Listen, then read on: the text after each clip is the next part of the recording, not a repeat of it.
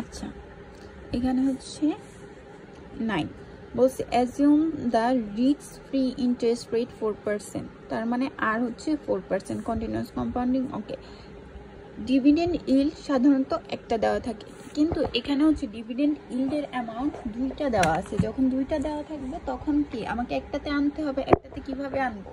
অ্যাভারেজের মাধ্যমে একটাতে আনবো। আচ্ছা, এখানে কি বলা আছে? ভ্যারাইজ throughout the year. In February, May, August and November, dividend are paid at a rate of 5%. আবার in other months, dividend are paid at a rate of 2% per annum. মানে কিছু মাসে দিচ্ছে 5% করে, কিছু মাসে দিচ্ছে 2% করে। Suppose that the value of the index of July 31 is এত, মানে ভ্যালু দিয়ে দিচ্ছে এখানে as 0.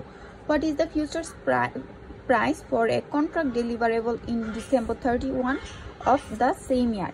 এই সেম ইয়ারই বলছে যখন আমার ডিসেম্বর আসবে তখন ডিসেম্বরে আমার ফিউচার্স ভ্যালু কত হবে। তাহলে আমি জুলাই থেকে আমার শুরু হবে কাউন্টিং। জুলাইয়ের 31, তো জুলাই বাদ August, September, October, November, December. আমি তো দেখতে চাচ্ছি এই 5 মাস পরে আমার ভ্যালুটা কত। তাহলে এই 5 মাসের মধ্যে ডিভিডেন্ড দিচ্ছে, মে তো আর এই 5 মাসের ভিতর পড়ে না, তাই মে আর ফেব্রুয়ারি বাদ। আগস্ট, নভেম্বর 2 মাস পড়তেছে 5 মাসের ভিতর, তাহলে এই 2 মাস আমি পাচ্ছি 5% করে ডিভিডেন্ড, আর বাকি 3 মাস পাচ্ছি আমি 2% করে ডিভিডেন্ড। তাহলে এখান থেকে আমি প্রথমে অ্যাভারেজ ডিভিডেন্ড ইল্ড বের করব, যে 2 মাস পাচ্ছি 5% করে, 3 মাস পাচ্ছি 2% করে, আর টোটাল মাস কত? 5 মাস। এজন্য এখানে করলে আসবে 3.2%। তারপর এখানে হচ্ছে আর মাইনাস কিউ, যে কিউ শুধু বসাইলাম, যেহেতু 5 মাসের পর কত ভ্যালু, এই জন্য 5, এখানে আমার F0 বের হয়ে গেছে আগের নিয়ম। আর 513তে কি বলছে? The spot price of silver 25, মানে F0 হচ্ছে 25। The storage cost are 0.24 per ounce per year payable quarterly in advance. মানে বলছে কোয়ার্টারলি হচ্ছে এটা পে করা হবে, ডিরেক্ট স্টোরেজ কস্ট হচ্ছে 24 না, এখান থেকে বের করতে হবে। এখানে মেইন কাজ হচ্ছে ইউটা বের করা।